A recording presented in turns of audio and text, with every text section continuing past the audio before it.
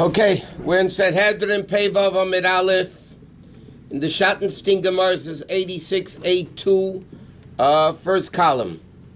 In the Gemara, it's like 15 lines from the top of the page. Okay, the Mishnah is speaking about kidnapping a slave and selling him, that it's also Chayiv Misa. Okay, that's what it says. And one opinion says you have to make him work first. The other opinion says even if you don't make him work, but the Gemara explained you have to make him work a little bit because that's what the Torah says. The question, how much do you have to make him work? But then the last thing, it was like this, the last thing in the Mishnah the Gemara is talking about now, it says a person who was half slave, half free. And we learn what does that mean? Two owners owned a Goyish slave. One of them freed the slave. So when a Goyish slave becomes free, he becomes a full-fledged Jew. Like this, he's obligated in a mitzvah sake a woman while he's a slave. Once he becomes free, he becomes a full-fledged. By the way, talk about minyan. The Gemara says Rabbi came to show once with a slave, his Goyish slave, and there were only 9 people for the minyan. He freed a slave just to be able to daven with a minyan. See how important davening with a minyan is. He lost a slave because of it. Anyway, so the Mishnah said like this: what happens if a guy kidnaps one who's half slave, half free? So Rabbi Yehuda says chayiv for kidnapping and selling, and the Chachamim hold potter. Okay? So that's what the Gemara is explaining now. Tanan Hossam, we learned in another Mishnah, Rabbi Yehuda says, Ein la'avodim beishas. There's no embarrassment to slaves. Okay? But the Chachamim hold there is embarrassment to slaves. In other words, like this, normally the din is if you embarrass somebody, you have to pay beishas. What happens if you embarrass a slave? So Rabbi Yehuda says you're potter because slaves that don't have embarrassment. And the Chachamim say they do. Okay? How do they calculate bullshit? How much a person is willing to be paid to be embarrassed publicly? You come to a guy and say, listen, if you'd be embarrassed publicly, how much would you be willing to get paid to become embarrassed publicly? From person to person, that changes. Enochanami. I'll call it for your mevayish or mizbayish. The Mishnah says it all depends. For instance, and it's interesting, Nezik tzari b'shevis and beisha. Nezik, right? Damage. You have to pay the 5 things, right? Damages. So the Mishnah says, how do you? So the, for instance, you cut, God forbid, you cut off somebody's hand. So how do you value that hand? So it says how much a slave is sold on the market with a hand, without a hand. But that's universal, so to speak. That's equal. Whatever a slave would be sold with or without. Beisha, the Gemara says, more prominent people that get embarrassed have more embarrassment than a person that always is walking in the street, so to speak, that always gets embarrassed. So over there, the Gemara says, how much Bezdin evaluates how much, according to this particular person, how much embarrassment he would get or not get. That's what the Gemara says.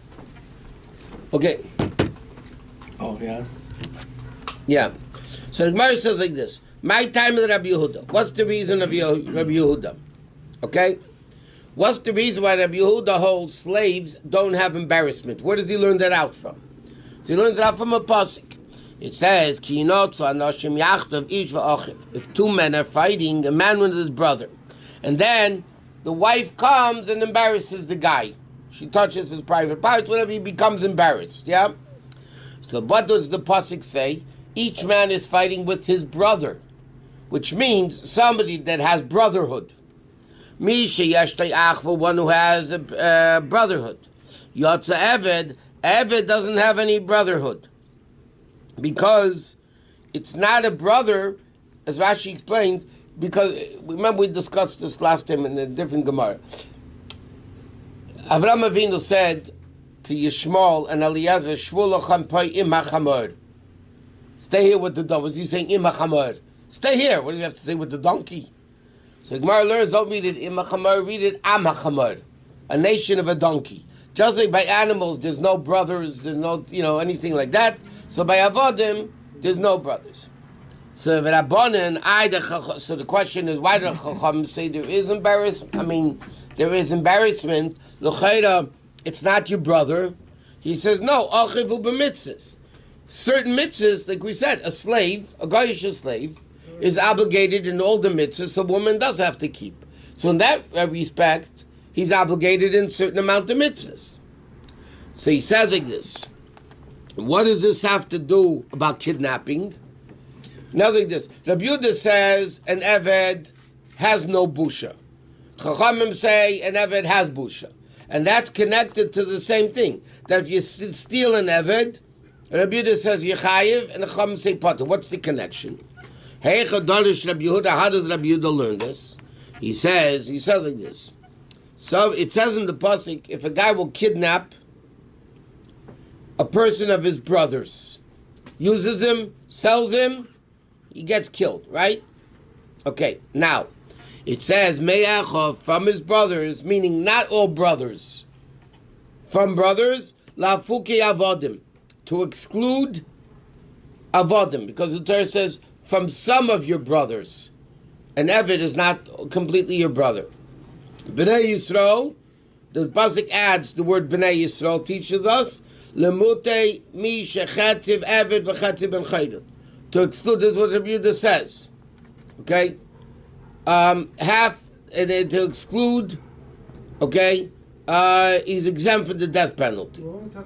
Even though Rabbi Yehuda says chayv. 1 second. B'nai Yisrael, and then it says again, B'nai Yisrael, Lemute mi shechatziv Eved v'chatziv ben chayil. It's interesting. It says twice the word B'nai Yisrael. Okay? So he says each one of them comes to exclude half Eved, half free. And two negatives make a positive. Two inclusions make an exclusion. It's like two negatives making a positive. In Torah, two additional exceptions. In other words, one B'nai Yisrael says only a Jew, not a half Eved, half free. Another person says B'nai Yisrael, again the same thing, half Eved, to exclude it. So the double exclusion is to include it. Therefore, Rabbi Yehuda says Yechayiv. If you sell a slave, half free, in the Mishnah Rabbi Yehuda says Yechayiv. So Gemara says, why is Yechayiv? So he says, because the word B'nai Yisrael means to exclude half Eved, but it's twice. Okay, have a miyat achemiyut. It's exclusion following an exclusion. So because technically he can be freed by court. It's not a reason. I think it's more of exercise sakosah. The Torah says only a full-fledged Jew are you obligated if you kidnap him. If you kidnap an Eved, that the pasuk says clearly, me'achov, not avodim. But then the pasuk says two more exclusions, and both of them mean half Jew, half free. Half Eved, half free. And the fact that it's the double exclusion comes to include it, and therefore Rabbi Yehuda says chayiv. Are you talking about a Jewish slave here? Goyish slave. Only Goyish. A Jewish slave is a full-fledged Jew who works. Basically, in practical sense, a Jewish slave is a guy that works 24/7. But he's a worker. You don't own him. The only thing he's allowed to do, if the guy has a wife, the master can give him a shiksa to reproduce Goyish slaves, but that's the only thing that he's different than any other Jew. He's a full-fledged Jew. You don't even own him. He works for you day and night, that's all. What about a shivcha? What is shivcha? If somebody kidnaps one? No, no. Same thing? It says Eved. Yeah, it's not part of it. It's not part of it. No. Okay, so now the Gemara continues. What are the Chachamim? So L'chei Rabbi Yehuda is right. There's a double exclusion, which means inclusion. So why do Chacham hold if you steal half slave, half free, he's patur? So he says, Me'achov lafuki avodim le'mashmahu. Because the first thing, it says Me'achov, to exclude avodim, Chacham say it's not. Therefore, why? Because achav hu b'mitzvahs. Therefore, he's mitzvahs. Therefore, B'nai Yisrael, one is to exclude Eved, and one is to exclude half Eved, half free. Meaning like this. According to Rabbi Yehuda, there's an extra pasuk. Because one excludes Eved, and then there's two left. Both to exclude half Eved, half free, which is a double negative, which makes it positive. Double exception makes it inclusion, right? Now, Chachamim say the first pasuk is not extra. because Mei Echov would not exclude an Eved, because Eved is also obligated in mitzvahs like a woman. So therefore he says like this, there's only two psukim. One for real Eved, that excludes it, and one for half Eved, half Ben Chayden, therefore you put it. There's no double exclusion. According to Rabbi Yehuda, one pasuk teaches us no Eved, and then there's two left to exclude half Eved, half free, and there's a double exclusion. Chum say no, there's no pasuk, like the first one doesn't exclude Eved. Because you can't exclude Eved from the word brother because he is your brother in certain mitzvahs. So how do we exclude Eved from one B'nai Yisrael? Therefore, there's only one other B'nai Yisrael. There's no double exclusion. No double exclusion, only single exclusion. 7:05. Okay, then the Gemara says, guys, please come to Ma'ariv. I'm not going to be here today. I have a chuppah. Hazara Gleinev Nefesh Minayin. Now the Gemara says like this.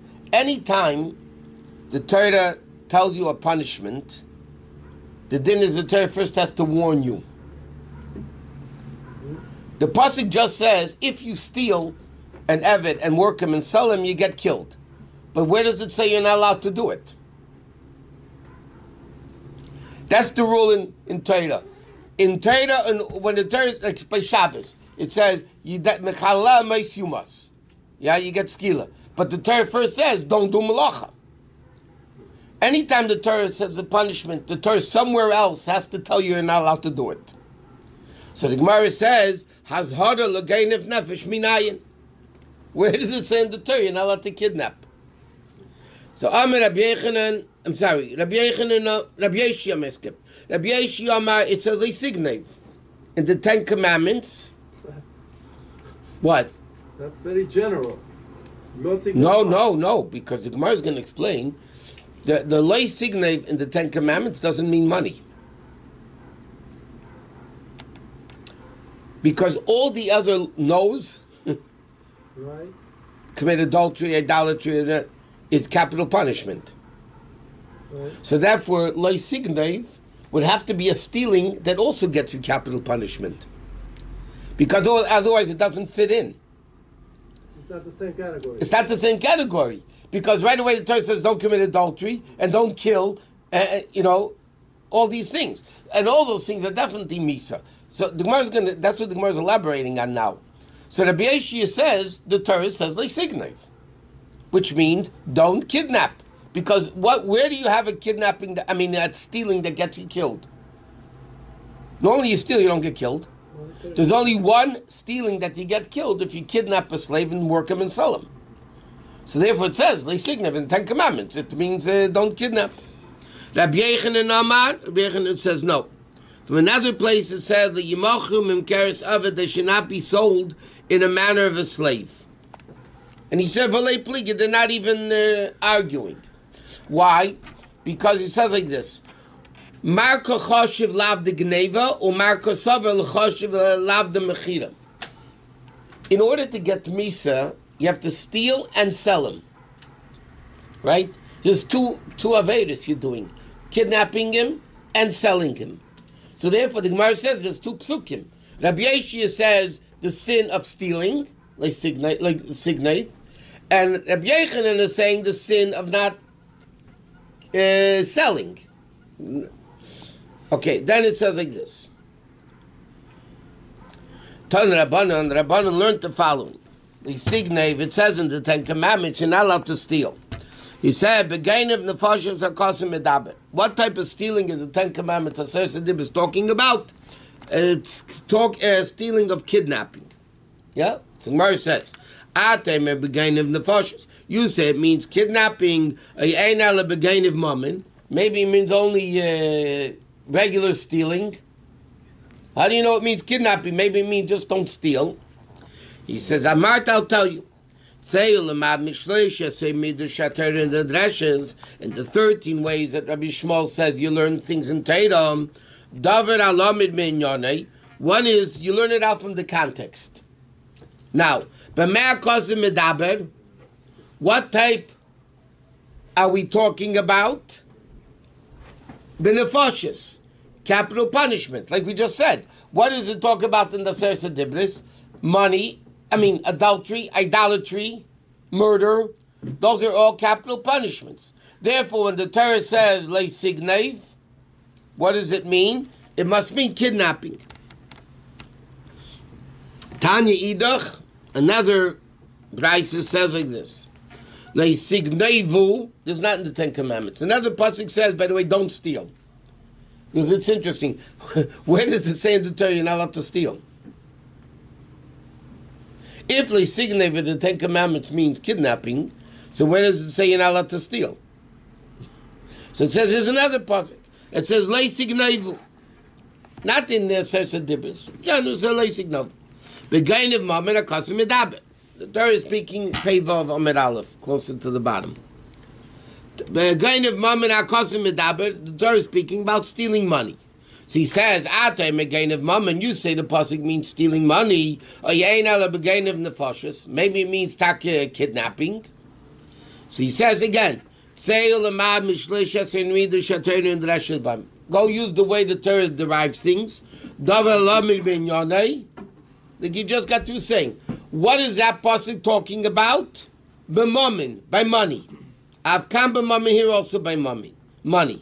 Meaning over there it says you shouldn't cheat your friend and don't steal. Now, cheating your friend is not capital punishment. What are you cheating him with?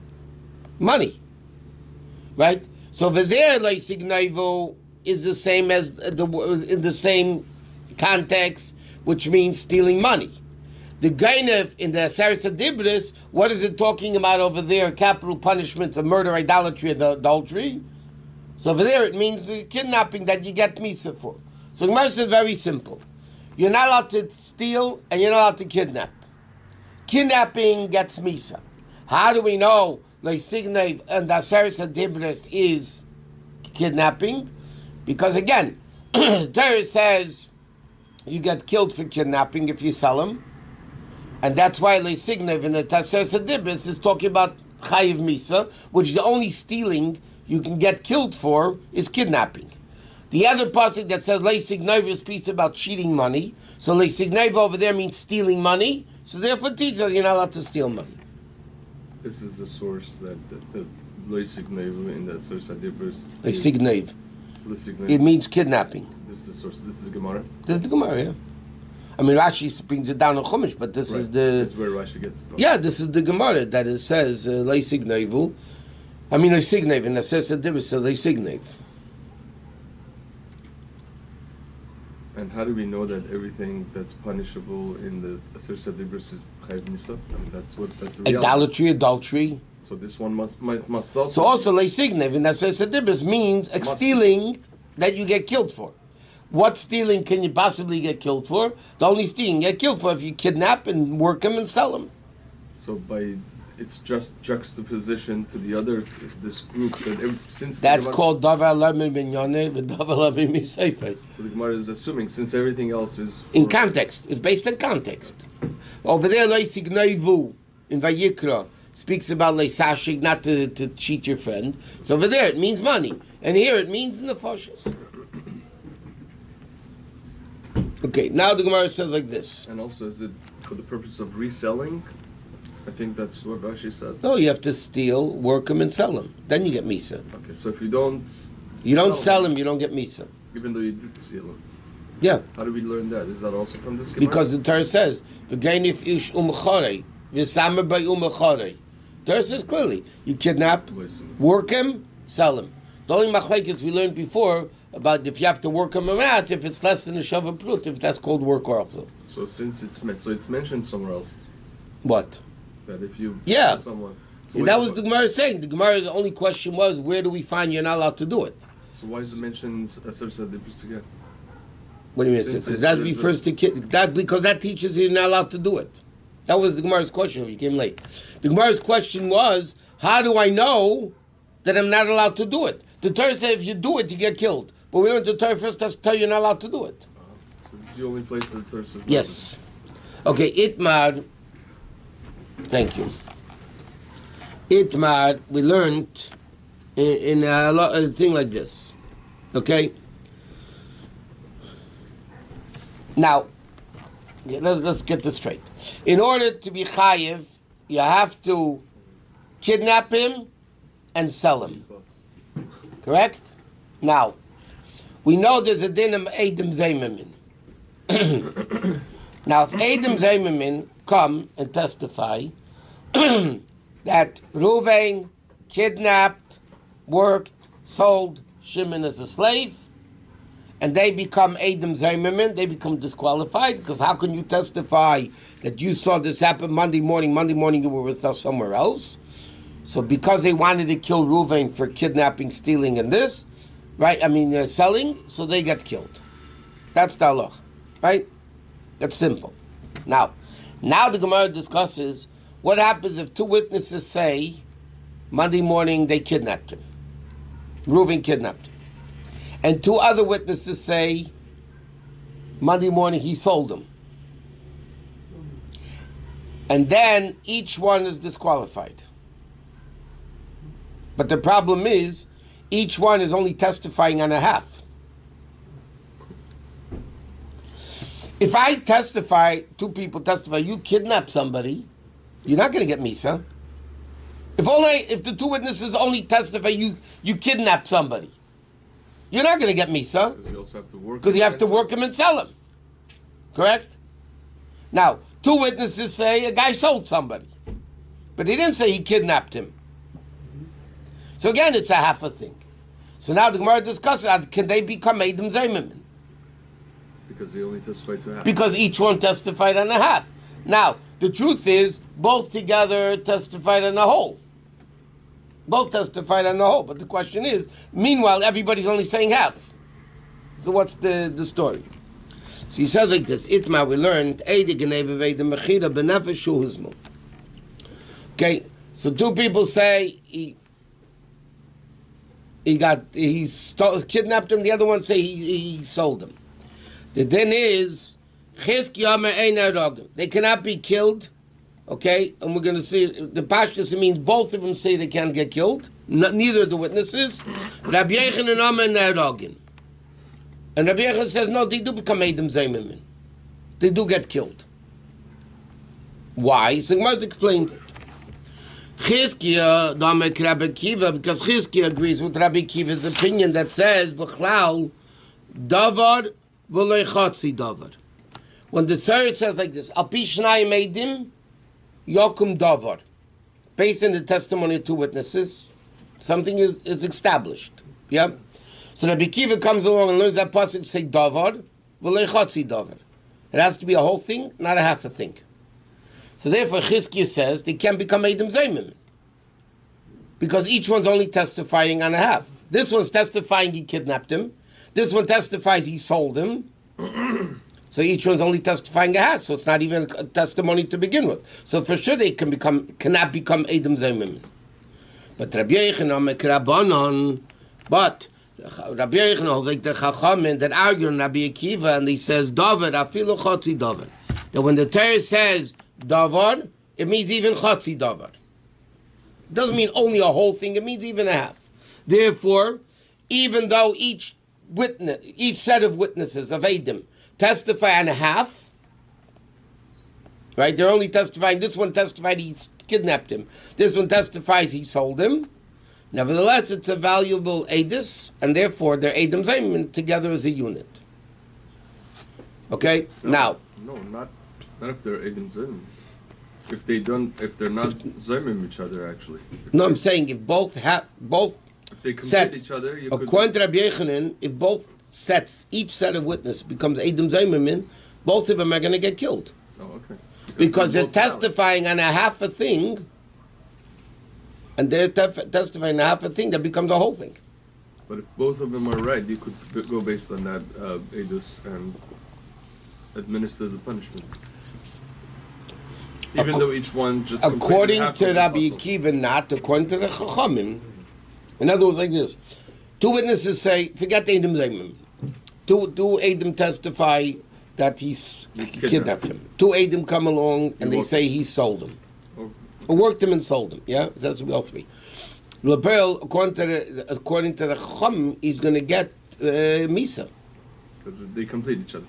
They complete, each one testified a half, but now you have a whole. And the whole says he kidnapped and sold. Rabbi So Akiva says- one second, then the guy who's going to get Misa. Therefore, Rabbi Yechanan holds like the Chacham, and therefore there could be Edom Zaymim. Because the pearl, they are killing the guy. Together. Okay, so, but the Chamod, you could testify and half a thing. Rabbi Akiva says one aid has to say the whole thing from A to Z. The Otherwise, Chacham. it's not. Rabbi Kiva says, Dovel Echotzi Dovel, it has to be a whole thing, yeah. Otherwise, it's not Eidus and it's not Zoymim. Correct. Well, it's not Eid, it's not Zaymim. That's not halacha because he's Yach. Huh? That's not halacha. No, the Allah is like the Chacham.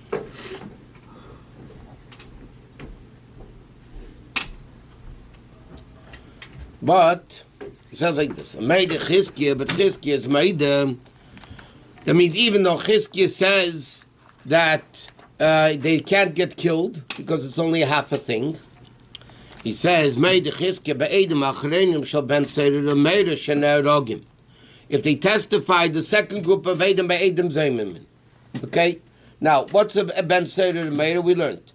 He has to steal X amount of money, and he has to eat X amount of things, okay? Now, the first time he comes to Bezdin, he gets Malchus. If he does it again, that's when he gets Misa, okay? Now, so a Ben Seder Meir basically did it, we learned before in the Mishnah. He did it once, and then he does it again. Chizkiah was a Namoira? Chizkiah was an Ameira, contemporary of Rabbi Yechanan. He was a student of Rabbi Danasi. Okay, so now like this. Ben Seder Meira, right? What's the din of Ben Seder Meira? Ben Seder Meira is the guys testify that he stole money and he, pardon the expression, frest and all that stuff, right? And then he gets, but he has to do it twice to get Misa. Now, one group testified on the first time, and the second group testifies on the second time. One group testifies that on Monday morning he stole money and ate, and another group comes on Tuesday morning and says he did it again. Or they don't, he did it again. He did it Tuesday. It was 2 times? Yeah. In a certain period of time, at I a don't know. certain age, certain things to do. Yeah, but the Gemara said Ben Seder never happened because it had to be a certain 3-month period. But it had to happen 2 times? Yeah. Okay. Ben Seder has done the offense twice to be Chayiv Misa. Yeah. First time he gets Malchus. Really? First time.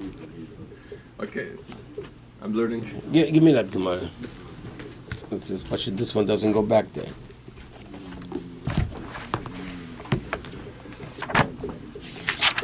had to be certain age. And it had to be Yeah, we learned all that, no? Yeah. But I think it was 2 times. No. First time.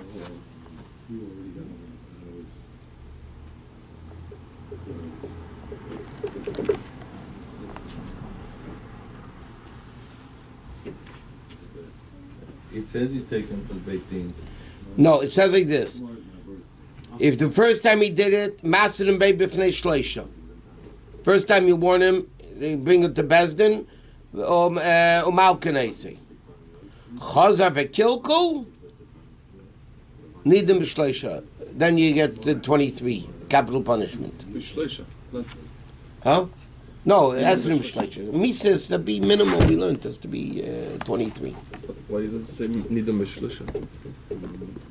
No, I said Esrim B'shleisha. I didn't... Okay, so now, he says like this. L'cheira, the second guys themselves, l'cheira, shouldn't be killed. Because it has to be twice, and they're only testifying on once, which is l'cheira, again, a half a thing. But he says he would be made that he gets killed. Why? Because the first group can say, La'al kol sebanu, we didn't come to get him killed. We only came to give him Malchus. What happens when he does it once? He does it once, it's only Malchus, not Misa. So the first group of witnesses can say, listen, we can't get killed. Because it was Malcolm. Because we didn't want to get him to get killed. We wanted him to get Malchus. Okay, give us Malchus. But the second group did the whole thing now. Who's getting the Misa? The second group. The first group is not getting a misa. Well, maybe the second group didn't know there was a It doesn't matter. Bottom line is what they're testifying now is to get him killed. The first group can say, we never testified to get him killed. We testified he should get Malchus. Second group could say too. Because maybe they But don't then know Lepel, they're testifying on the second time. Second.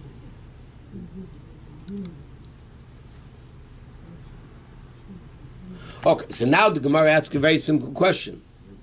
Now, Papa is going to leave it with this. The Papa asks a very simple question. Then, the Eid Mechira, a guy kidnaps and sold. Yeah? If you just kidnap, you get Malchus. You sell, you get Mechira. Mechira, then you get Misa. So the Gemara's question is, the first group can also come along and say, we never wanted him to get killed. We're only testifying he kidnapped him. That's not going to get a Misa. It's only going to get a Malchus. Who's getting a Misa? The second group. So why is this different than Ben Seder and Meir? It's the same din. Okay, we'll leave it here.